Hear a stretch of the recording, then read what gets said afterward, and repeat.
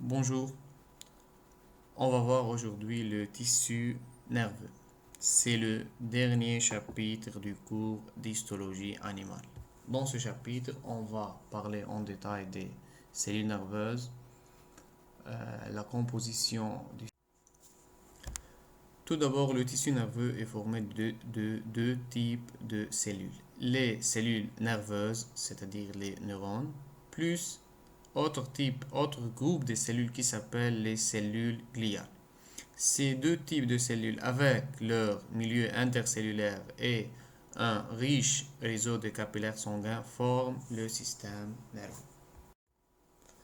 Le système nerveux est divisé en deux parties, le système nerveux central et le système nerveux périphérique. Tout simplement, tout ce qui est à l'intérieur du crâne et la colonne vertébrale s'appelle le système nerveux central.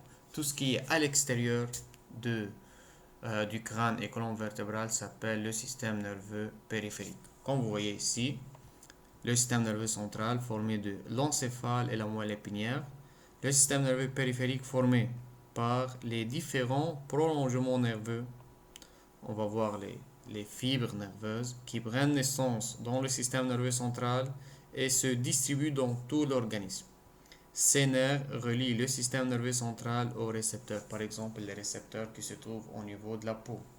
Encore relie le système nerveux central aux muscles et aux glandes.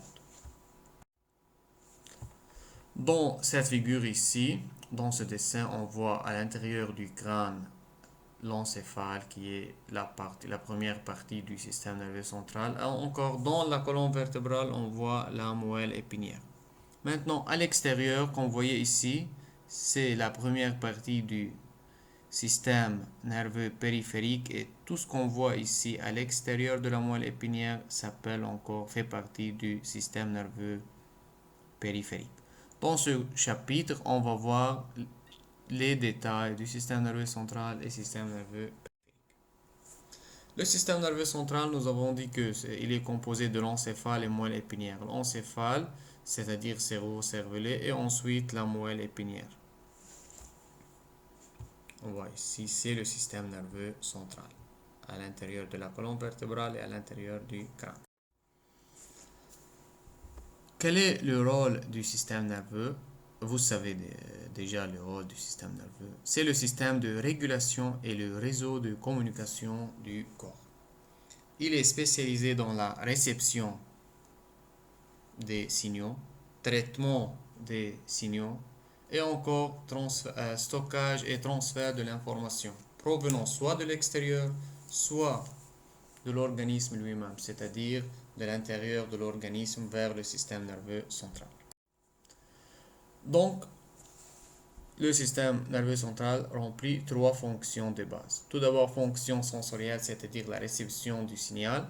Fonction intégrative, c'est-à-dire l'analyse, le traitement du signal. Et la fonction motrice, c'est-à-dire la réponse, la réaction, l'ordre que le système nerveux central l'envoie. Le système nerveux central, tout d'abord, il est formé par des cellules nerveuses et leur prolongement. Ici, parfois on trouve une cellule nerveuse avec ses prolongements ou on trouve une cellule nerveuse avec une partie de ses prolongements car le reste sera dans le système nerveux périphérique. Encore, on trouve les cellules gliales spécifiques. On va voir ici qu'il y a quatre catégories, quatre types de cellules gliales dans le système nerveux central avec les capillaires sanguins. Donc, le système nerveux central, il est vascularisé. Mais dans le système nerveux central, il y a un point très important. Il ne possède pas un tissu conjonctif non spécialisé. Il ne contient pas un tissu conjonctif, ni lâche ni dense, à l'intérieur dans le cerveau ou la moelle épinière, dans l'encéphale ou la moelle épinière. Les neurones, ce sont les unités fonctionnelles et structurales du système nerveux. Sont hautement spécialisées. Donc ces cellules sont hautement spécialisées et ne se multiplient pas. Sont responsables de la genèse, traitement et propagation des informations. Nous avons vu déjà ça, la fonction ou le rôle du système nerveux central. Donc, ce sont les cellules du système nerveux qui sont responsables de la genèse, traitement et la fonction motrice. Le neurone ou bien la cellule nerveuse a une morphologie, le neurone a une morphologie particulière. Un corps cellulaire qui s'appelle péricaryon ou soma, d'où partent deux types de prolongements, les dendrites et l'axone. Un corps possède une membrane plasmique ou bien s'appelle encore axolème, recouvre, comme chez toutes les cellules, la membrane plasmique recouvre le corps cellulaire et ses prolongements. Elle est le support anatomique de la propagation de l'influx nerveux. Vous savez déjà ça, comment se fait la propagation de l'influx nerveux. On l'appelle l'onde de dépolarisation le long de l'axone ou bien le long de la surface de la cellule nerveuse. On commence avec le corps cellulaire neuronal ou bien péricaryon ou bien le soma. Le corps cellulaire de la grande majorité des neurones est localisé dans le système nerveux central. Donc, on peut conclure qu'il reste une petite partie des neurones où leur corps cellulaire se trouve dans le système nerveux périphérique. Et plus tard, on va voir en détail et exactement où sont localisés dans le système nerveux périphérique. Le corps cellulaire est de forme et de taille variées. Possède un noyau unique, volumineux, sphérique, clair, à chromatine dispersée et contenant un gros nucléole arrondi, dense, bien visible en microscope optique. Donc, toutes ces caractéristiques sous le microscope optique. Possède un appareil de Golgi habituellement très volumineux, de nombreuses mitochondries, vous savez les fonctions de ces deux organites, un cytosquelette fortement organisé bien sûr, vu que la cellule possède une forme, on va voir plus tard la forme avec plusieurs prolongements, donc c'est le cytosquelette qui est responsable de la formation de ces prolongements. Donc cytosquelette, il est fortement organisé. Maintenant le cytosquelette en microscope optique, c'est-à-dire à faible grossissement, on voit dans la cellule ce qu'on appelle les neurofibrilles. Neurofibrilles, c'est-à-dire les fibrilles dans la cellule nerveuse. Ici, c'est-à-dire on ne distingue pas les différents types de fibres dans le cytosquelette. Par contre, au microscope électronique, on voit les trois types de fibrilles dans le cytosquelette. Les microfilaments, les neurotubules et les neurofilaments. Encore dans le corps cellulaire, on trouve des lysosomes, des vacuoles qui contiennent des enzymes de dégradation, des vésicules. Des vésicules contiennent à l'intérieur un mât de lipofuscine. Ces vésicules donnent la couleur brune pour le corps cellulaire. Les vésicules, ce sont des lysosomes partiels, des anciens lysosomes qui sont partiellement dégradés, mais elles sont restées dans le cytoplasme, dans le corps cellulaire. Bien sûr, possède les autres organites, exemple un REL, réticulum endoplasmique lisse. Et dans le péricaryon, on trouve le corps de Nil. Le corps de Nil, c'est quoi le corps de Nil? En microscope optique, c'est-à-dire à faible grossissement. Quand on dit à faible grossissement, c'est-à-dire on fait grossissement 1000 ou 1500 fois. C'est en comparant ce grossissement avec la microscopie électronique, 20 000 fois par exemple ou 50 000 fois, on considère que microscope optique faible grossissement car microscope électronique nous donne plus fort grossissement. Donc le cytoplasme en microscope optique est très basophile. Le corps de Nil en microscope optique est très basophile, se présentant sous forme de granulation fine. Maintenant, en microscope électronique à fort grossissement, le corps de Nil est composé des citernes de REG. Donc le corps de Nil, c'est le REG.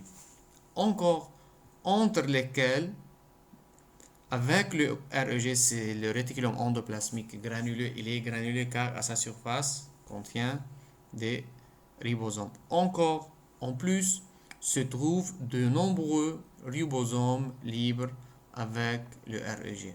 Donc, c'est ça le corps de Nil. Corps de Nil, c'est-à-dire REG plus ribosome libre. Le centrosome est absent. Vous savez, la fonction des centrosomes lors de mitose. Donc ici, vu que cette cellule ne se divise pas encore, on ne trouve pas le centrosome. Dans le cytoplasme de certains neurones, on observe également des structures granulaires, des granules, des grains de neuromélanine et des grains de sécrétion. Grains de sécrétion, neurohormones, c'est-à-dire ce sont les neurotransmetteurs. Maintenant, les prolongements du corps cellulaire neuronal, c'est-à-dire les dendrites et l'axone. Comme vous voyez, les dendrites, c'est-à-dire on trouve plusieurs dendrites, l'axone, un seul axone. Ici, c'est le corps cellulaire. On voit le noyau ici qui est volumineux, sphérique avec un nucléole bien visible. Ici, c'est la membrane cytoplasmique, s'appelle encore la membrane cytoplasmique. Encore, on trouve ici les corps, les grains de l'hypophycine. Ce sont des pigments qui donnent la couleur brune pour le cytoplasme, pour le péricardium. Encore, on trouve le corps de Nil. C'est ici, on voit par exemple le corps de Nil. REG avec ribosome libre. Pareil ici. Maintenant, on voit les dendrites, plusieurs dendrites. Alors, les neurones sont plusieurs catégories. Certaines cellules nerveuses possèdent une seule dendrite avec un seul axone, mais la majorité possède plusieurs dendrites, comme vous voyez ici. Ici, on voit le cytosquelette. Ici, bien sûr, ce schéma, ce dessin. J'ai vu un microscope électronique, un dessin. On voit les microfilaments, neurofilaments et les neurotubules. On voit ici les structures, ici les droites ou bien les lignes qu'on voit ici. C'est le cytosquelette qui se trouve dans le corps cellulaire, dans les dendrites et dans l'axone. On commence avec les dendrites. Ce sont des prolongements ou bien des expansions du corps cellulaire non myélinisés. Donc, jamais on trouve de la myéline sur les dendrites. Leur fonction, c'est la réception du message nerveux. Le plus souvent, elles sont courtes et très ramifiées. Leur nombre, leur longueur et le mode de distribution spatiale, c'est-à-dire à la surface, varient d'un neurone à un autre. Comme je dis avant, il y a des neurones qui possèdent une seule dendrite et il y a des autres neurones qui possèdent plusieurs dendrites. La majorité des neurones possèdent plusieurs dendrites.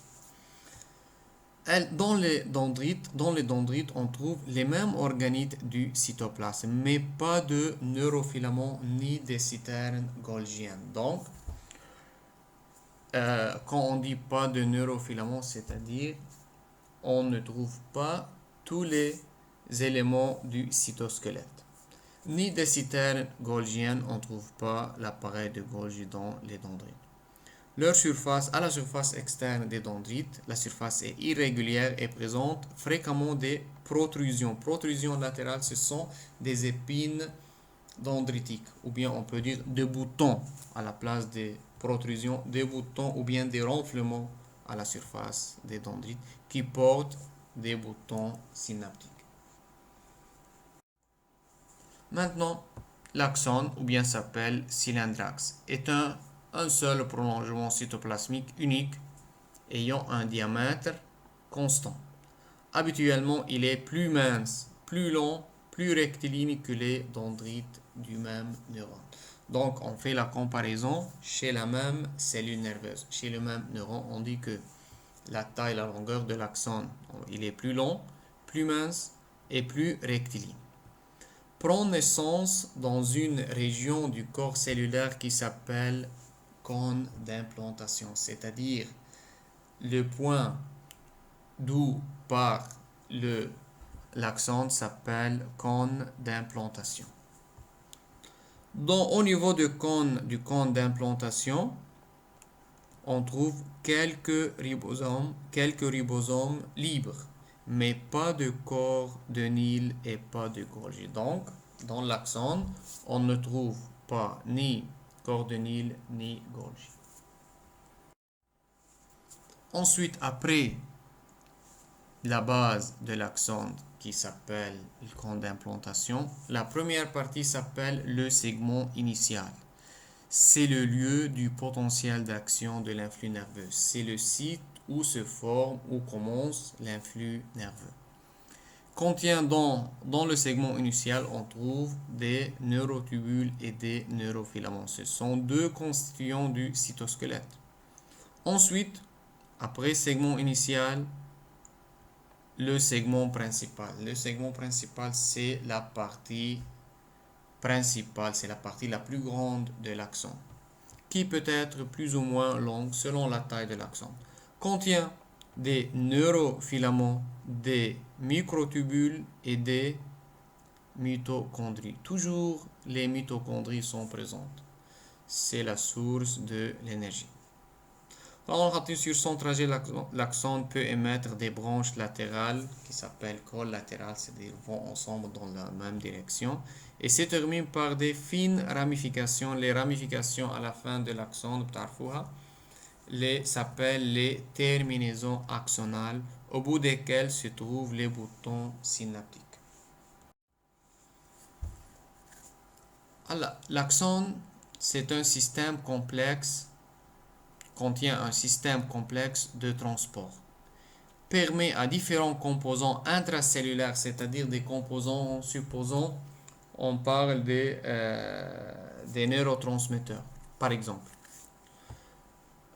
Permet à différents composants intracellulaires, métabolites et catabolites de se déplacer dans les axones, à l'intérieur de l'axone, dans les deux sens. Et à l'intérieur de l'axone, les vésicules qui contiennent, par exemple, neurotransmetteurs ou vésicules qui contiennent des métabolites ou des catabolites peuvent se déplacer dans les deux sens à l'intérieur de l'axone. Par exemple, les vésicules qui contiennent l'acétylcholine toujours circulent dans un seul sens, du péricardium vers les terminaisons nerveuses, vers les boutons synaptiques. Il faut faire attention. À l'intérieur de l'axone, les vésicules peuvent circuler. On trouve des vésicules qui circulent dans les deux sens. Mais l'influx nerveux à la surface de l'axone, toujours dans un seul sens. Dans l'axone, on distingue le transport axonal rapide et le transport axonal lent. C'est juste pour distinguer entre les deux modes ou bien les deux types de transport. Encore, quand l'axone est entouré d'une gaine de myéline, il forme une fibre nerveuse myélinisée. Donc, dendrite toujours est non myélinisé, mais l'axone peut être myélinisé ou non. Quand l'axone est myélinisé, on s'appelle fibre nerveuse myélinisée. Parce que la gaine de myéline s'appelle fibre nerveuse non myélinisée. Dans le système nerveux central, un ensemble de fibres nerveuses, c'est-à-dire ensemble plusieurs axones, constitue un faisceau nerveux.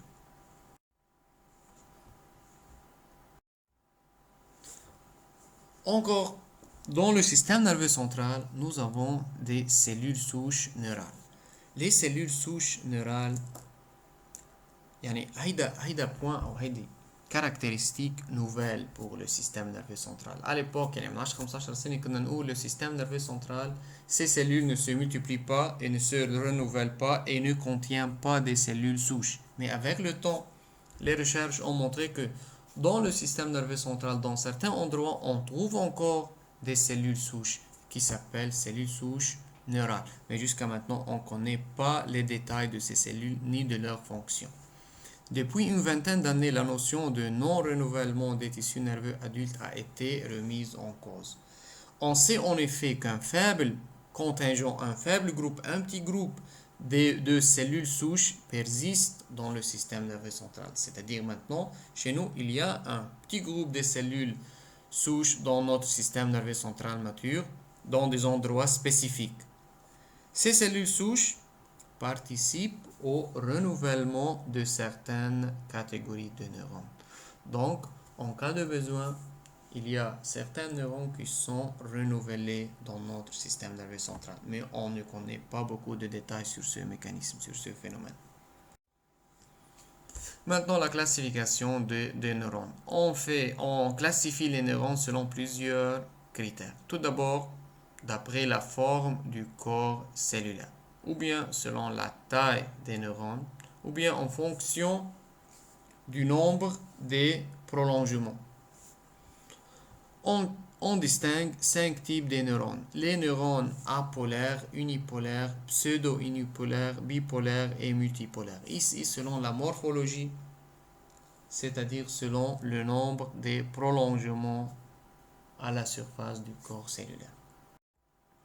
On voit ici neurones unipolaires, un seul prolongement. Neurones pseudo-unipolaires, qu'on voyait un seul prolongement qui part du corps cellulaire, mais ensuite se ramifie en 2 prolongements. Ça s'appelle pseudo-unipolaire. Ici, on voit un neurone bipolaire qui possède 2 prolongements. Et à la fin, neurone multipolaire, c'est le groupe dominant dans notre organisme. C'est le type le plus présent, surtout dans le système nerveux central. Les neurones du système nerveux central sont des neurones multipolaires. Donc, un péricaryon possédant plusieurs dendrites et un seul axone. Tout d'abord, les neurones apolaires. Nous n'avons pas vu, ما شفنا عنا صورة للنيرون apolaire. Apolaire, tout simplement, zéro prolongement. Sont observés seulement au début de l'histogénèse, c'est-à-dire au début de la vie embryonnaire, lors de la formation de la différenciation du système nerveux. Les neurones immatures au début étaient cellules apolaires. Par la suite, ces cellules se transforment en neurones proprement dites, c'est-à-dire en cellules nerveuses matures. Unipolaire, pseudo-unipolaire, ou multipolaire, ou bipolaire. Néanmoins, encore dans notre organisme jusqu'à maintenant, on trouve encore dans 2 endroits dans notre organisme des neurones apolaires. Exemple, les cellules ciliées sensorielles de l'oreille interne. Ce sont des neurones, ce sont des cellules nerveuses, cellules sensorielles apolaires.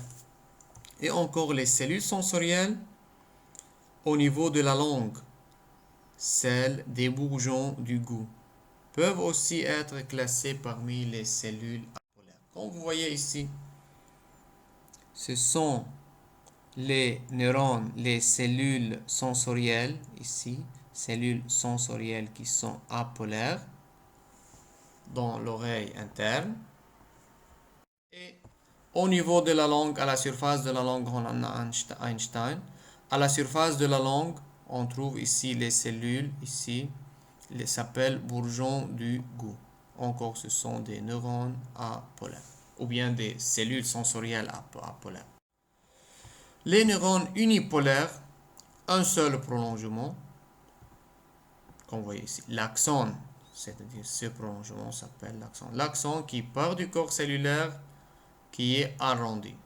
C'est le type caractéristique des invertébrés, c'est-à-dire chez les invertébrés, on trouve ces neurones unipolaires. Mais chez l'homme, sont présentes au stade embryonnaire de neuroblaste, c'est-à-dire durant l'embryogenèse, on a un neurone unipolaire et ensuite se forme autre prolongement. Et encore dans les ganglions du nerf 5.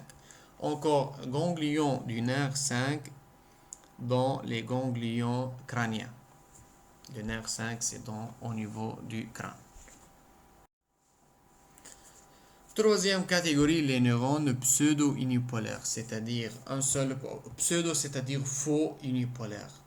Un seul prolongement qui se ramifie et on pense que cette cellule est bipolaire. Un seul axone principal qui, à proximité du corps cellulaire, en s'éloignant du corps cellulaire, se divise en un prolongement afférent et un prolongement efférent. On l'appelle axone 1, axone 2. Les neurones pseudo-unipolaires s'appellent encore neurones en T, car ont la forme du T. Se trouvent dans les ganglions rachidiens. dans les ganglions spinaux ou bien on va voir plus tard les ganglions rachidiens ou les ganglions spinaux dans le système nerveux périphérique. Les neurones unipolaires et les neurones pseudo-unipolaires sont des neurones sensitifs. Neurones sensitifs, c'est-à-dire qui leur rôle c'est la transmission, la propagation du signal de l'extérieur vers le système nerveux central. Neurones bipolaires, deux prolongements, corps cellulaire généralement ovalaire ou allongé, possèdent deux prolongements principaux, un axone, une dendrite, de taille égale et qui peuvent se ramifier. Comme vous voyez, ces prolongements se ramifient. Un prolongement dendrite ou l'autre axone. Ce sont des interneurones, c'est-à-dire qu'ils sont intermédiaires entre deux neurones. Exemple, les cellules de la rétine et les cellules neurosensorielles de la muqueuse olfactive au niveau du nez.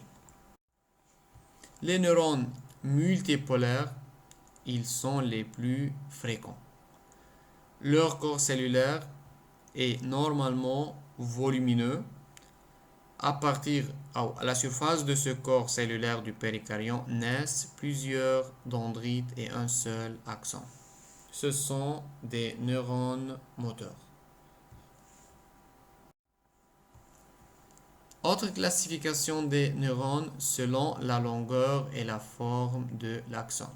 On distingue les neurones de Golgi de type 1. Golgi ici, ça n'a rien à voir avec l'appareil de Golgi, juste nomenclature. Les neurones de Golgi type 1, ce sont des neurones à axone long, plus ou moins rectilignes et le plus souvent myélinisés. Tandis que le deuxième groupe, les neurones de Golgi de type 2, à axone court, ramifiés et souvent non myélinisés. On dit entre parenthèses ici les neurones d'association. Neurones d'association, c'est-à-dire ce sont les neurones qui relient, qui sont intermédiaires entre deux autres neurones. Surtout dans le système nerveux central, on voit les neurones d'association. Autre classification du point de vue fonctionnel, selon le mécanisme de fonctionnement des neurones. On distingue les neurones moteurs, les neurones sensitifs, les interneurones, les neurones d'association, les neurones sensoriels, nous avons vu ça avant, et les neurones sécrétoires. Dernière classification selon le neuromédiateur ou bien l'hormone ou bien le neurotransmetteur sécrété par les neurones. Chaque neurone synthétise et sécrète un ou plusieurs neuromédiateurs spécifiques. Exemple, acétylcholine, glutamate, glycine, GABA, بعدين بنشوفهم في hormones, dopamine, noradrénaline, monoamine, etc. qui peuvent être mises en évidence par immunohistochimie, c'est-à-dire ici par coloration. On fait des colorations spécifiques pour chaque cellule et on distingue le neuromédiateur à l'intérieur. نحن هنحكي surtout أو مرق معنا بالmuscle acétylcholine qui est responsable de l'activation stimule les cellules musculaires, responsable de la dépolarisation de la membrane. بعدين عندنا الجليسين والجابا rôle inverse, repolarisation, c'est-à-dire la cellule musculaire revient au repos après contraction. Maintenant, le deuxième groupe des cellules présentes dans le système nerveux central, les cellules gliales, s'appellent encore névroglies centrales, sont plus nombreuses que les neurones. Elles occupent les espaces laissés libres par les neurones et leurs prolongements. Et elles s'interposent entre les neurones et les capillaires sanguins, c'est-à-dire un intermédiaire entre capillaires sanguins et neurones, et assurent plusieurs fonctions importantes et essentielles pour le système nerveux central. Les cellules gliales dérivent de la couche embryonnaire externe. Pareil comme les neurones ont la même origine embryonnaire, qui dérive de l'ectoderme ou l'ectoblaste. Elles ont un rôle de soutien car elles rendent le tissu nerveux plus compact, car ces cellules sont distribuées entre les cellules nerveuses. Assure plusieurs fonctions. Une fonction de défense, protection pour le système nerveux. On va voir la cellule gliale qui assure cette fonction. Encore une autre cellule gliale synthétise la myéline. Troisième type, rôle étanchéité des synapses, c'est-à-dire enveloppe bien le synapse pour éviter ou empêcher le contact ou l'effet de milieu extérieur sur le synapse et la transmission du signal ou de neurotransmetteurs. Régulation de l'activité neuronale. Encore, certaines cellules gliales possèdent des jonctions de type GAP, sont en continuité avec les neurones et encore régulent leur activité. Jouent un rôle nutritif. Nous avons vu avant que les cellules gliales se trouvent entre les capillaires sanguins et les neurones. Donc, dans cette position, jouent un rôle nutritif. Leurs caractéristiques morphologiques et fonctionnelles sont très différentes de celles des neurones, c'est-à-dire la forme et la fonction n'est pas la même. Dans le système nerveux central, les cellules gliales sont de 4 types.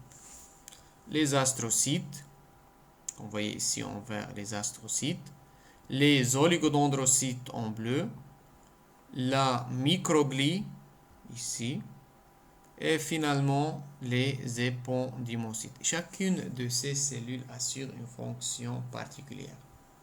On va voir en détail les caractéristiques de chacune de ces 4 cellules gliales. Les astrocytes, ce sont les cellules gliales les plus nombreuses dans le système nerveux central.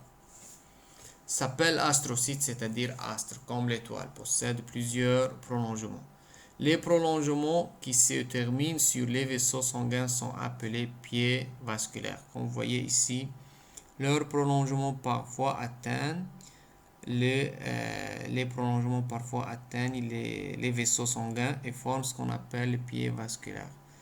Jouent le rôle de soutien pour les neurones et encore rôle intermédiaire entre vaisseaux sanguins et nerfs. Et on va voir encore que ces astrocytes vont former une barrière à la surface des vaisseaux, vont envelopper le vaisseau pour empêcher la fuite de beaucoup des substances présentes dans le sang vers le système nerveux central. En microscope électronique, c'est-à-dire à très fort grossissement, les astrocytes se caractérisent essentiellement par l'abondance de gliofilaments spécifiques. Gliofilaments, c'est une partie de cytosquelette glieux, c'est-à-dire cellules gliales, riches en PGFA, c'est-à-dire protéines gliales fibrillaires acides. C'est une protéine caractéristique des astrocytes qui est présent dans le cytosquelette. Encore contient des grains de glycogène. Les glycogènes, polymères de glucose, c'est-à-dire source de glucose. Les astrocytes forment une barrière relativement imperméable en périphérie et à la surface du système nerveux central. Donc, les astrocytes à la surface du système nerveux central forment une barrière. Une barrière relativement imperméable, maintenant 100% imperméable. Sur la couche la plus interne, elle est cette barrière localisée sur la couche la plus interne des méninges. Donc, sous les méninges directement se trouvent les astrocytes. À ce niveau, les astrocytes sont recouverts d'une lame basale et on les appelle revêtement astrocytaire marginal ou bien lame limitante gliale, c'est-à-dire le bord du système nerveux central glial car les astrocytes sont des cellules gliales. Maintenant, on va voir les deux types d'astrocytes dans le système nerveux central. On commence avec les astrocytes fibreux, surtout présents dans la substance blanche et présentant beaucoup de fibrilles. Possèdent plusieurs fibrilles et des prolongements fins. fibrilles بالcytosquelette et des prolongements fins, notamment des pieds astrocytaires longs, rectilignes et peu nombreux. Les pieds astrocytaires, forment ces pieds astrocytaires au niveau des vaisseaux sanguins. Ils prélèvent des nutriments comme le glucose, le calcium des vaisseaux sanguins et y déversent le potassium extracellulaire excédentaire, c'est-à-dire l'excès de calcium est éliminé par ces cellules directement dans le sang. Donc, rôle nutritif, encore régule ou bien aide dans le fonctionnement du neurone en éliminant l'excès du potassium. Encore, ces astrocytes fibreux contrôlent l'environnement ionique immédiat des neurones. L'entourage des neurones encore régule la présence des ions dans l'entourage des neurones. Ces astrocytes, les astrocytes fibreux, participent avec les cellules endothéliales. Les cellules endothéliales, ce sont les cellules des capillaires sanguins qui tapissent la surface des capillaires sanguins. Les astrocytes, avec les cellules endothéliales, forment la barrière hémato-encéphalique, c'est-à-dire les pieds astrocytaires qui se mettent à la surface des cellules endothéliales, plusieurs parties des astrocytes, plusieurs terminaisons des astrocytes vont se déposer, vont se lier à la surface, vont se mettre à la surface des cellules endothéliales, à la surface des capillaires sanguins et vont former une sorte de barrière hémato-encéphalique. Cette barrière rend imperméable le système nerveux central pour plusieurs substances, mais bien sûr l'imperméabilité est maintenant 100%. Maintenant, dans la substance grise, les astrocytes dans la substance grise s'appellent astrocytes protoplasmiques. Possèdent peu de fibrilles dans le cytoplasme, mais des prolongements épais. Ici, les prolongements cytoplasmiques sont plus épais. De nombreux prolongements, le prolongement épais بيكونوا court et très ramifié. فإذا بعكس الفيبرeux. Il entoure les neurones. Donc, dans la substance grise, entoure les neurones. Se trouve à côté des neurones. Entoure les péricaryones, le corps cellulaire des neurones.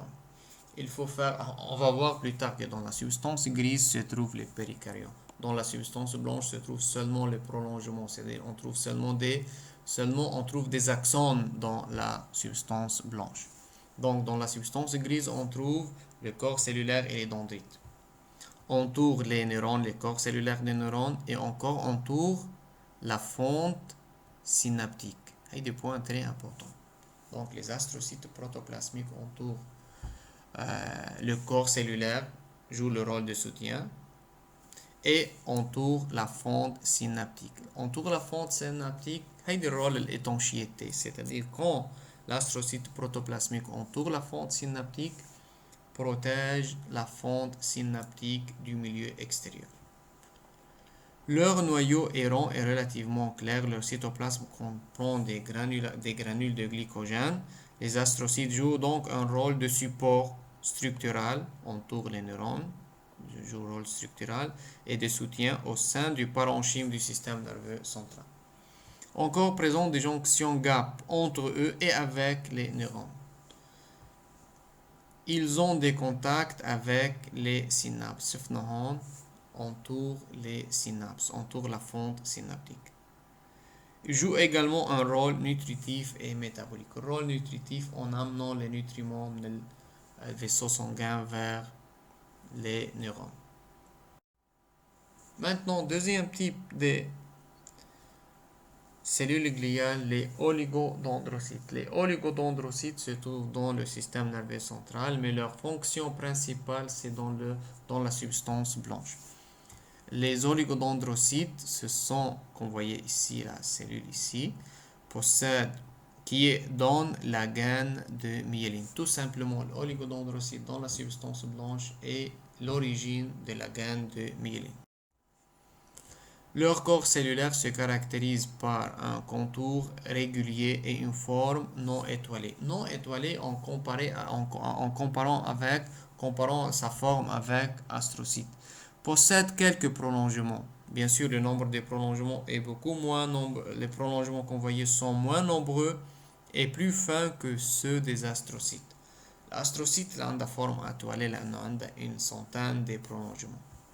En microscope électronique, l'oligodendrocyte présente les organites habituels de la cellule, mais se caractérise par une chromatine abondante, peu dense et localisée condensée sous la membrane nucléaire interne. Il y a des caractéristiques morphologiques de l'oligodendrocyte. Ensuite, le cytoplasme plus dense aux électrons, la présence des microtubules, ici on parle de cytosquelette, l'absence des microfilaments, contient des grains de glycogène et encore possède une membrane basale, l'oligodendrocyte. Cette cellule se trouve dans la substance grise et dans la substance blanche. Dans la substance blanche, elle est à l'origine, elle est responsable de la formation de la gaine de myéline. Par contre, dans la substance grise, il n'y a pas de myéline. Le rôle des oligodendrocytes est essentiellement nutritif. Ce sont des cellules, on les appelle cellules satellites ou bien cellules de support, comme l'astrocyte. Alors que dans la substance blanche, synthétise la myéline. Un oligodendrocyte, grâce à ses prolongements cytoplasmiques, peut myéliniser plusieurs axons, mais sur une portion de leur trajet. Un oligodendrocyte possède plusieurs prolongements et chaque prolongement donne un segment de myéline. Et ce segment de myéline on pour plusieurs axons. Troisième cellule gliale, la microglie, s'appelle microglie, c'est-à-dire la plus petite cellule gliale. Comme vous voyez la forme ici, elle est la cellule la plus petite. Caractérisée par un corps cellulaire allongé de petite taille, d'où partent un ou plusieurs prolongements fins, courts et ramifiés. L'origine mésenchymateuse.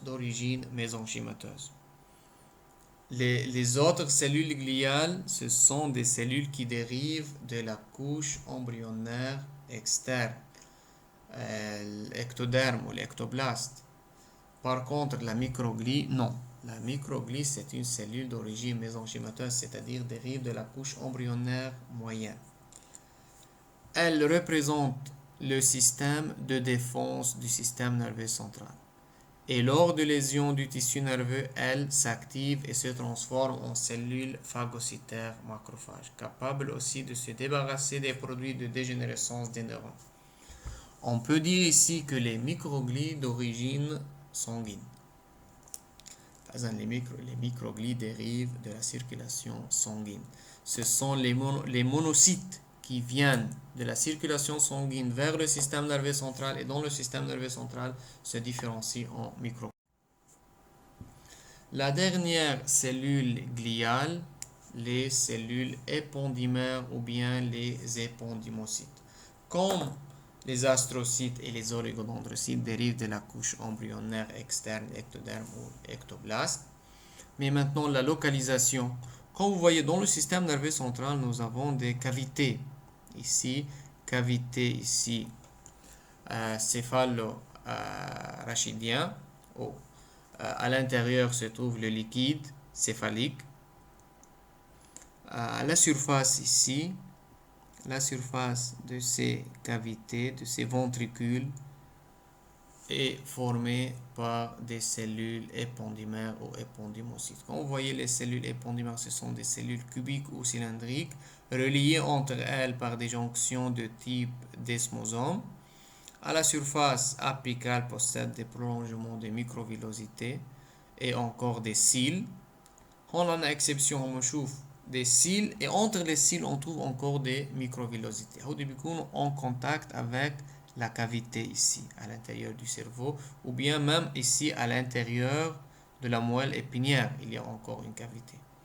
Quel est le rôle de ces cellules? Sécrètent le liquide céphalo-rachidien qui remplit ces cavités. Un rôle métabolique sécrète le liquide céphalo-rachidien. De l'autre côté, ces cellules entrent en contact avec les astrocytes. Donc, cellules de type épithélial, quand on dit de type épithélial, donc ressemblent aux cellules épithéliales car elles ont la même origine, dérivent de la couche embryonnaire externe, l'ectoderme ou ectoblaste. Tapissent la surface des ventricules cérébraux et le canal de l'épendyme dans la moelle épinière. Forment un épithélium cubique ou cylindrique simple, cilié, séparant le liquide céphalorachidien ou céphalorachidien du tissu nerveux sous-jacent, c'est-à-dire à l'intérieur de ventricules cérébraux et canal de l'épendyme se trouve le liquide céphalorachidien, ou bien s'appelle cérébrospinal, le liquide. En microscope électronique, les épendymocytes sont liés entre eux par des jonctions de type desmosome. حكينا كمان leur domaine au pôle apical a l'aspect d'une brosse et présente entre les cils des courts microvillosités. والرول sécrète le liquide céphalorachidien. Mais le domaine basal ne possède pas une lame, ne repose pas sur une lame basale, بعكس l'épithélium. Sécrète le liquide cérébrospinal ou céphalorachidien, c'est le même. Les épendymocytes sont liés au tissu nerveux sous-jacent par des prolongements basaux. Le domaine basal ou le pôle basal possède des prolongements qui s'enchevêtrent, qui se lient avec les astrocytes. Joue un rôle important dans les échanges entre le liquide cérébrospinal et le parenchyme cérébral, c'est-à-dire avec le système nerveux central. Maintenant, le parenchyme du système nerveux central. Le parenchyme, on a une substance grise, substance blanche. La substance grise dans le cerveau, c'est à la surface externe du cerveau. La substance blanche, c'est à l'intérieur du cerveau. Au niveau de la moelle épinière, c'est l'inverse. Dans la moelle épinière, la substance grise, c'est à l'intérieur de la moelle épinière. Substance blanche, c'est à l'extérieur. On va voir maintenant le rôle et la composition substance blanche et substance grise. Comme vous voyez ici, c'est ici la cavité ou bien le ventricule et ici le canal de l'épendyme. La substance grise, caractérisée par sa richesse en capillaires sanguins, présence du corps cellulaire des neurones. Donc, dans la substance blanche, il n'y a pas de neurones. Bon, la substance blanche, encore, elle est vascularisée. Mais ce point ici, c'est un point caractéristique pour la substance grise, la présence des corps cellulaires des neurones, de leur dendrite encore, et la partie initiale de l'axone, c'est-à-dire la partie segment initial de l'axone buccal. Ensuite, tout le reste se trouve dans la substance blanche et continue à l'extérieur dans le système nerveux périphérique. Donc, quand on dit la partie initiale, on ne peut pas axone, on a juste la base de l'axone. Encore, la partie terminale des axones, parce qu'il y a des axones qui viennent de l'extérieur, ainsi que la partie terminale des axones issus de corps cellulaires situés au voisinage ou à distance. Alors, à distance, par exemple, neurones qui se trouvent dans les ganglions. Leur corps cellulaire se trouve dans les ganglions et où on voit leur prolongement, l'axone, vers le système nerveux central. Et encore, l'axone issu des corps cellulaires situés au voisinage. On les neurones d'association. neurones d'association أو الانترنيرون هن بيكونوا موجودين بالسيستم نيرفي سنترال dans la substance grise. كل النيرون بتكون قاعدة بالسبستانس grise dans ce cas. C'est donc وهودي الأكسون dans la substance grise reste nu. يعني شو يعني ما عندهم gain de myéline dans la substance grise, les neurones d'association. C'est donc dans la substance grise que s'établissent les connexions interneuronales, se fait les synapses. Par exemple, dans la substance blanche, zéro synapse. Les astrocytes y sont plus nombreux que les oligodendrocytes. Dans la substance blanche, les astrocytes, ce sont les cellules gliales les plus nombreuses. Encore dans la substance grise, il y a un astrocyte actuellement oligodendrocyte. Car l'oligodendrocyte n'a pas un rôle, donc il ne donne pas la gaine de myéline, on va se un rôle de soutien ou rôle nutritif. Maintenant, la substance blanche occupe toutes les régions du parenchyme que laisse libre la substance grise. Donc, كل الباقي بعد السبستانس grise بتكون substance blanche. Elle se caractérise par la présence prédominante d'axones myélinisés groupés parallèlement en faisceaux ou cordons. صون بدنا نقول partie d'axone ما بتكون كل الأكسون. لا لأنه le reste بده يطلع على السيستم nerveux périphérique ou bien dérive ou bien vient du système nerveux périphérique. Entre les axones myélinisés se trouvent les astrocytes et surtout se trouvent les oligodendrocytes. Les oligodendrocytes, leur rôle, c'est la formation et l'entretien de la myéline.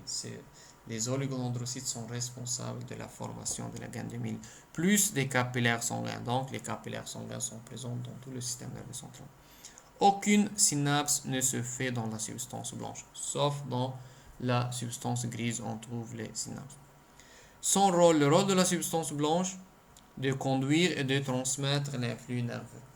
Donc, بس بيصير في عنا transmission لأنه في partie de l'axone qui part vers le système nerveux périphérique, leur première partie بتكون بالsubstance blanche, ou l'inverse, les axones qui viennent du système nerveux périphérique, une petite partie بتكون بالsubstance blanche والterminaison بتوصل على substance grise.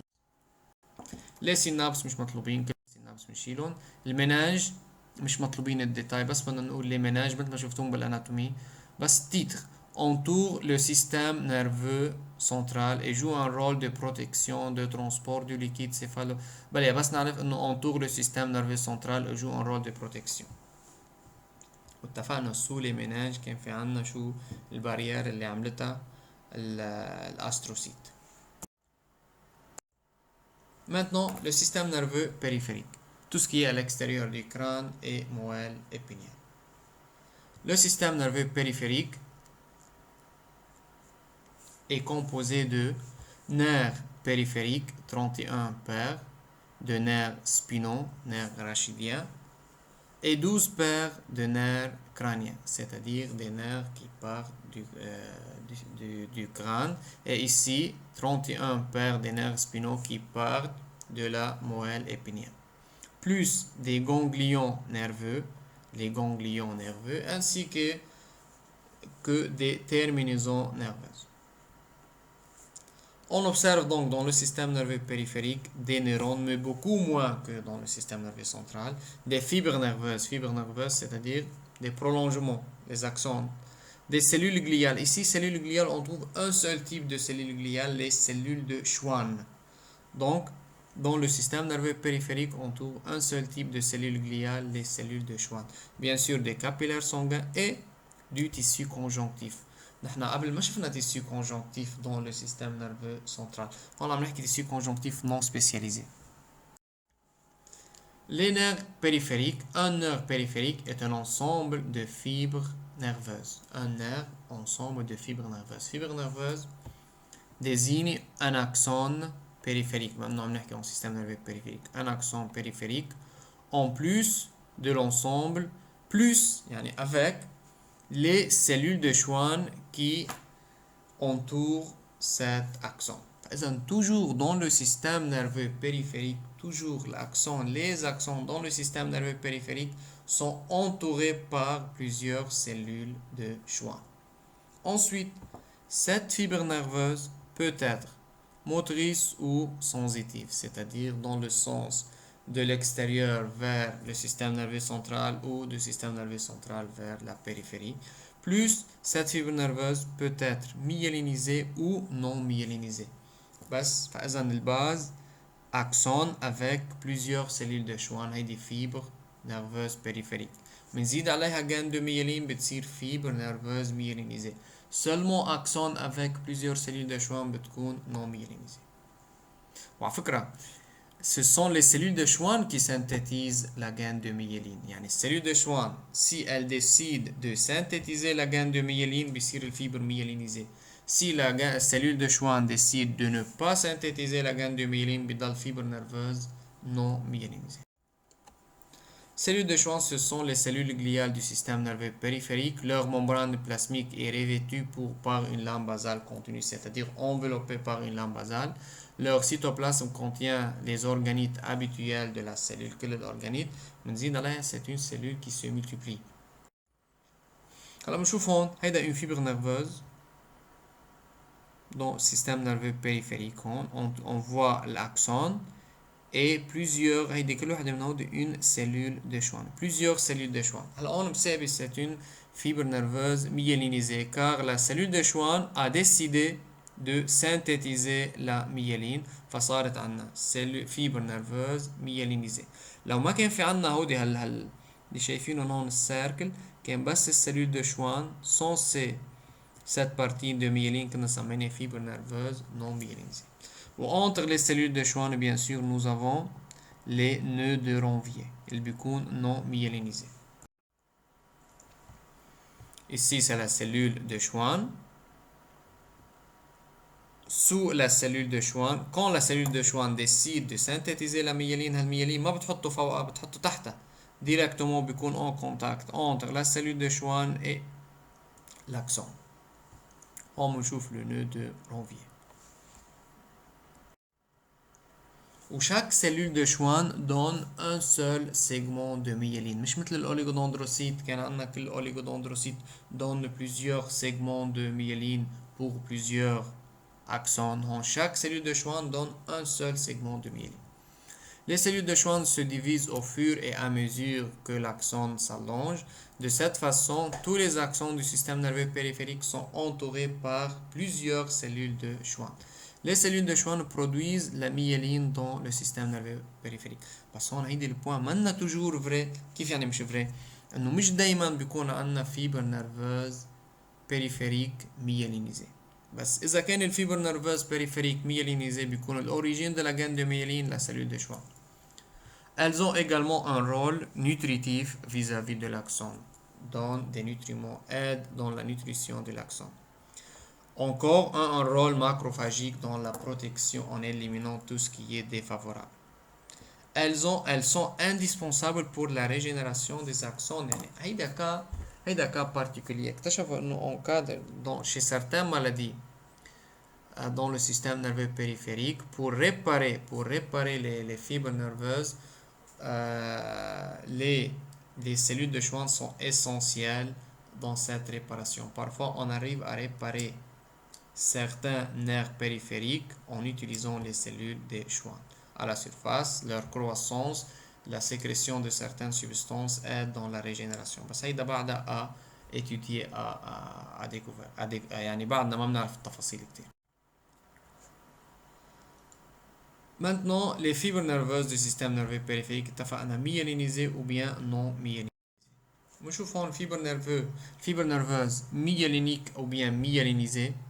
Elles sont monoaxoniques, c'est-à-dire un seul axone, associé à une séquence. Il y en a plusieurs cellules de Schwann. Chaque cellule de Schwann se trouve sur un segment de la fibre, appelé internode, يعني l'espace zone entre deux nœuds de Ranvier. Ou dans cette région, dans cet internode, la cellule de Schwann synthétise, fabrique la gaine du myéline qui va s'enrouler directement sur l'axone. Maintenant, en microscope optique, la gaine de myéline a la forme d'un tube interrompu à intervalles réguliers. Tube هيدا بتكون هيدا السيجمون بنسميها interrompu à intervalles irréguliers, interrompu par les nœuds de Ranvier. Une seule cellule de Schwann assure la formation et recouvre la myéline d'un seul internode.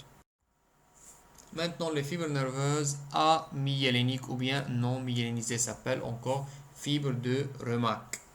Le plus souvent, une fibre nerveuse périphérique non myélinisée est polyaxonique, c'est-à-dire une fibre nerveuse non myélinisée بتكون عبارة عن plusieurs axones constitués de 10 à 15 axones sans myéline ou le diamètre de ces axones بيكون plus petit que l'axone myélinisé sans myéline associé à une même séquence de cellules de Schwann, c'est-à-dire 10 à 15 axones sont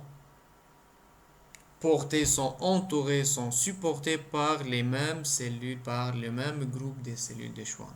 Par exemple, chaque cellule de Schwann بتكون هي enveloppe 15 fibres. Ensuite, حدا une deuxième cellule de Schwann qui va envelopper encore les mêmes et ainsi de suite. هيدا بنسميهم fibres de Remak. chaque axone بيكون هون logé dans une invagination de la membrane plasmique de la cellule de Schwann. Par exemple, la cellule de Schwann بتكون au centre et au niveau de sa membrane cytoplasmique forme des invaginations et entre les fibres ou bien l'axone non myélinisé. La fibre toute entière est enfin doublée d'une lame basale à la surface. Ensuite, la cellule de Schwann est enveloppée par une lame basale. On va voir le schéma. On هتكون أسهل. شوفوا هيدا fibre nerveuse myélinisée. شوفوا الديامتر تبعها بتكون plus grande. Donc, هيدي الcellule de Schwann donne plusieurs couches de myéline. Ici هون عنا 5. هلا بالديسان حاطينه 5 بده يكونوا entre 10 et 15. Des fibres nerveuses, des axones non myélinisés. ولاحظوا وين قاعد الأكسون dans l'invagination au niveau de la membrane cytoplasmique de la cellule de Schwann. Pour chaque cellule بنشوف في invagination قاعد جوا 5 à 10 à 15. Ensuite la lame basale بتكون à la surface externe, entoure la cellule de l'extérieur. هيدا بنسميه الفيبر دو ريمارك non myélinisé. هيدا بيكون non myélinisé. هيدا myélinisé قلنا شفنا الجان دو myéline. Maintenant l'organisation des fibres nerveuses en nerfs périphériques. هون بدنا ندخل التيسيو conjonctif non spécialisé. Chaque fibre nerveuse شوفوا هون هيدا الأكسون هيدي الفيبر nerveuse. Ici عنا cellule de Schwann qui donne une gaine de myéline. هيدا صار عنا myéline. فإذا هيدا fibre nerveuse myélinisée.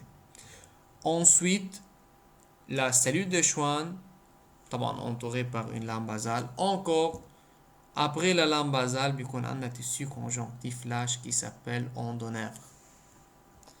هون بنشوف plusieurs endonèvres ou plusieurs fibres nerveuses les entourées par endonèvre بيكونوا entourés par un autre tissu conjonctif qui s'appelle périnèvre. هيدي structure بتذكرنا بالépimysium, périmysium, endomysium dans le tissu musculaire.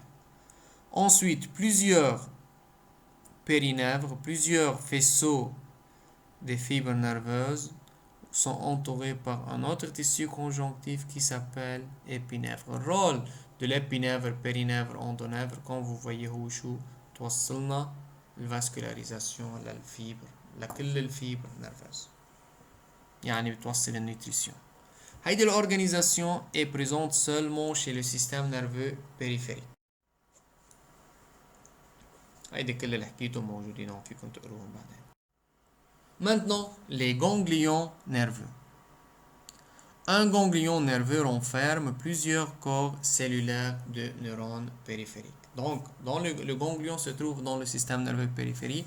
C'est un renflement. هو مثل انتفاخ موجود. À l'intérieur du ganglion se trouvent plusieurs corps cellulaires des neurones périphériques. Donc, le corps cellulaire des neurones, la majorité des corps cellulaires des neurones sont localisés dans le système nerveux central, dans l'encéphale et la moelle épinière. Par contre, dans le système nerveux périphérique, les corps cellulaires sont localisés seulement à l'intérieur des ganglions. Encore, dans les ganglions se trouvent des fibres nerveuses qui en naissent, qui s'y terminent ou qui le traversent. يعني إذا كان عندنا corps cellulaire هنشوف في un type de ganglion qui contient des neurones multipolaires. Dans les ganglions naissent هالفيبر نيرفوز وبتروح بديركسيون. ممكن تكون l'axon, le prolongement, l'axon traverse tout simplement le ganglion. ممكن يكون عندنا neurones en forme de T. Encore le prolongement ou bien l'axon naissent ou le fibre nerveuse naissent dans ces ganglions. هنشوف الديتاil. Fibre nerveuse فإذا corps cellulaire, fibre nerveuse avec des cellules capsulaires. On s'appelle une cellule satellite ou bien cellule de soutien. Ces cellules, leur rôle, c'est juste de soutenir les cellules nerveuses. Encore capillaires sanguins, les ganglions sont innervés. Ces éléments, tous ces éléments sont regroupés dans un stroma de tissu conjonctif, dans un tissu conjonctif lâche. Ce tissu conjonctif est entouré et en continuité avec une enveloppe, est entouré à l'extérieur par une enveloppe fibreuse qui entoure le ganglion. Donc, le ganglion de l'extérieur est entouré par une fibre, par une enveloppe, par un tissu conjonctif fibreux. À l'intérieur, tissu conjonctif lâche qui contient les cellules capsulaires ou bien cellules de soutien, vaisseaux sanguins, plus le corps cellulaire des neurones et avec les axones qui naissent dans les ganglions ou bien traversent tout simplement les. On voit ici la moelle épinière. Ici هون بنشوف ganglion هيدي ganglion. هون نحن بنعرف بالسيستم نيرفeux بنقول بالسيستم نيرفeux périphérique عندنا racine dorsale et racine ventrale. La racine dorsale ici contient les fibres ou bien les nerfs sensitifs. Les nerfs sensitifs. فإذا les ganglions sensitifs ou bien les ganglions spinaux se trouvent sur le trajet sensitif, sur la voie sensitive, ici. Bien sûr, nous avons 31 nerfs, 31 paires de nerfs. Pour chaque nerf, شوفي عنا un ganglion على la voie dorsale. On rajoute le ganglion sensitif. Dans la voie dorsale, comme vous voyez à l'intérieur, à l'extérieur, nous avons l'enveloppe, le fibreux. À l'intérieur, on a le corps cellulaire. Dans les ganglions sensitifs, les neurones sont en forme de T. Les neurones sont en forme de T. Le corps, à partir du corps cellulaire, par un prolongement qui se ramifie en deux, بيطلع عنا لحظة شو مسمي deux. Axone 1, axone 2. axone واكسون. axone 1, axone 2. الرول تبع هيدي بتكون sensitive. هيدا الجونجليون sensitif. يعني هيدا الفيبر نيرفوز فيبر sensitif. بتاخد السينيال من السيلول ici, cellule réceptrice, ensuite transmission vers le système nerveux central. شوفوا les cellules ont de petits taches de la substance grise. À l'intérieur, on بنسميهم السلول الانترنيرون d'association. En rouge, on a un neurone. Le corps cellulaire بيكون بالsubstance grise, dendrite. La base de l'axone بتكون بالsubstance grise non myélinisée. Ensuite, on بنشوف بالsubstance blanche. Une partie de l'axone بتكون myélinisée. Ensuite, le reste de l'axone de la fibre nerveuse بتروح à l'extérieur. وهيدي بتكون الفيبر motrice. Pour les ganglions sensitifs, مثل ما شفنا sont localisés au niveau des racines dorsales ou postérieures des nerfs rachidiens ou des nerfs spinaux. يعني بيكونوا au niveau de la colonne vertébrale. Et sur les trajets encore, sur les trajets des nerfs crâniens, بنسميهم ganglions crâniens, contiennent le corps cellulaire des neurones périphériques sensitifs pseudo-unipolaires. Donc les neurones dans les ganglions sensitifs sont pseudo-unipolaires. Un prolongement qui est ramifié en deux. C'est-à-dire بنقول axone 1, axone 2. عندنا مش deux axones, بس le même axone a deux ramifications. Aucune synapse ne s'y fait car nous n'avons pas besoin de synapse. Le signal vient de l'extérieur, de la surface de l'extérieur et continue à travers les ganglions jusqu'au système nerveux. Maintenant, les ganglions végétatifs, c'est-à-dire les ganglions du système nerveux autonome. Avant, les ganglions sensitifs appartiennent au système nerveux volontaire. Maintenant, les ganglions végétatifs appartiennent au système nerveux autonome. Sont situés sur la chaîne sympathique et sur ses ramifications, ainsi que sur les parois des organes innervés par le système nerveux autonome. يعني بنشوف بالparois des organes innervés par le système nerveux autonome بنشوف des ganglions végétatifs. À l'intérieur, ces ganglions encore عندهم l'enveloppe, le capsule, enveloppe, le tissu conjonctif dense, ensuite tissu conjonctif lâche avec cellules capsulaires ou cellules satellites et surtout contiennent les neurones. Le corps cellulaire des neurones ici est multipolaire. بما انه multipolaire, donc de nombreuses synapses s'y effectuent dans les ganglions végétatifs. بعكس le ganglion sensitif. Ici on voit Le système nerveux autonome est, ici l'autonome, ou en haut, le végétatif, le volontaire et involontaire. Ici, ganglion spinal, et ici on voit le ganglion sympathique, c'est-à-dire système nerveux involontaire. هلا بعدين بينجمعوا مع بعض système nerveux volontaire ou involontaire بيروح على l'extrémité de notre organisme على مطرح ما بيروحوا بجسمنا يعني.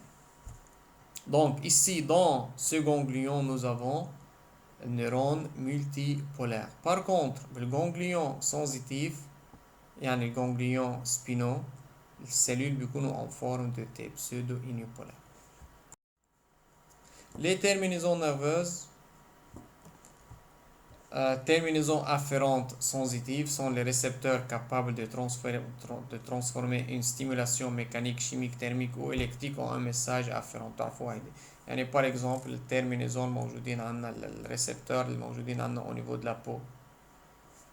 Terminaison afférente motrice c'est l'inverse, c'est-à-dire بس نبعت اوردر نحن من السيستم نيرفي سنترال vers la cellule musculaire pour se contracter. الاكستريميتي تبع هيدا السينابس terminaison بيكونوا efferentes motrices. Là-bas بيصير في au niveau de la jonction neuromusculaire ou le plaque motrice بيصير في عندنا libération par exemple ici للacétylcholine وبنعمل dépolarisation للممبران de la cellule musculaire. اخر شيء لاميالين وبنخلص. طولنا عليكم اليوم بس نخلص الشابيتر. La myéline est synthétisée par deux types de cellules gliales. Dans le système nerveux central, la myéline est synthétisée par les oligodendrocytes et dans le système nerveux périphérique par la cellule de Schwann. Elle est disposée autour des axones de grand calibre du système nerveux central et périphérique. L'axone de petit calibre بيكونوا non myélinisés. La myéline est un bon isolant électrique. هذا الرول تبع الميلين isolant électrique. Permet le transport rapide du potentiel d'action le long de la fibre nerveuse. Potentiel d'action, c'est-à-dire le signal électrique. L'aspect morphologique, à l'état frais, elle apparaît blanche et réfringente. الكاركترستيك الميلوجينيز كيف بتصير السنتاز مش مطلوب نعرف التفاصيل. Finalement, la composition chimique de la myéline. Comme vous voyez ici, la myéline est une structure lipoprotéique, c'est-à-dire elle est constituée de lipides et protéines, mais la partie lipidique est dominante. Encore, la composition chimique de la myéline dans le système nerveux central est différente de celle de la myéline du système nerveux périphérique, c'est-à-dire les protéines et les lipides ne sont pas exactement les mêmes dans les deux endroits. Encore, la myéline du système nerveux central est composée de 70% des lipides, 30% des protéines. Par contre, celle du système nerveux périphérique, 80% des lipides et 20% des protéines. La myéline, comme j'ai dit avant, elle est synthétisée au niveau des oligodendrocytes dans le système nerveux central et au niveau des cellules de Schwann dans le système nerveux périphérique. Ces deux cellules, donc leur cytoplasme est riche en REL, c'est l'endroit de la synthèse des lipides.